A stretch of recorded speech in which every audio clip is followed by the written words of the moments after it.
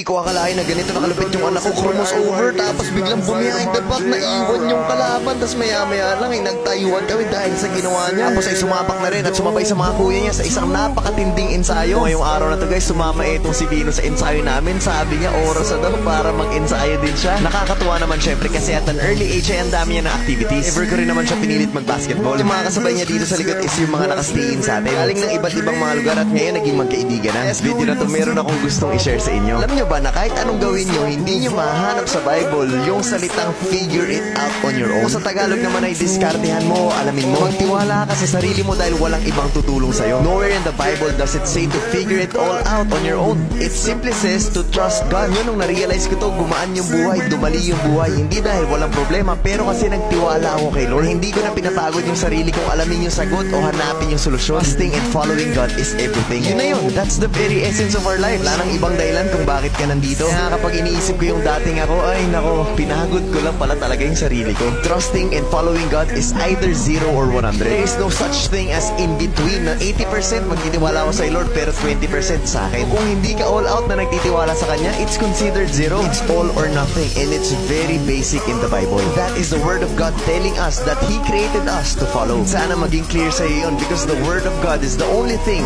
that will never change. Kaya lang eto na si Vino, ang laki naman ng kalaban mo na. Nung tinira na medyo na ilang kaya ayun kumapos. Tawa naman ang tawa yung tatay. Maya naman siya naman yung bumantay. Alam kung paano siya lalapit. Pangalan nga pala ng kalaro ni Vino ay si Zoren. Sayang hindi pumasok Zoren. Hero ulit etong si Zoren pero hindi ulit pumasok. Sayang pero next time papasok na yan. Talagang puspusan yung ensayo ng batang to. Ang taas ng dribble mo anak, abot second floor. Dito marunong na umatras at kumukurs over na talaga. Dati kapag ganyan hinahawakan niya ng dalawang kamay pero at least ngayon hindi niya hinahawakan ng dalawang kamay. Nakakatawa medyo mas umayos na rin yung control niya sa bola. Dito naiwan niya si Zoren at nung tumira hindi rin pumasok. Ang kaming dalawa naman ni Papa ay nag-uusap sa isang tabi. Naaalala namin kung paano nga ba nag-umpisa ang Mavs. Dati akala namin dahil sa amin pero dahil pala talaga kay Lord yun. Thank you Lord dahil hindi mo kami pinabayaan. Aba at grabe humaras tong anak ko ha. Sige takbo lang ng takbo. At least nakikita ko na mas naiintindihan niya na kung paano nga ba maglaro ng basketball. Kaya lang dito naiwan ulit siya ni Zoren. Pero sayang hindi ulit pumasok. Dito guys talagang napatayo kami lahat. Crumos over, behind the back. Tapos na-shoot niya yung tira niya.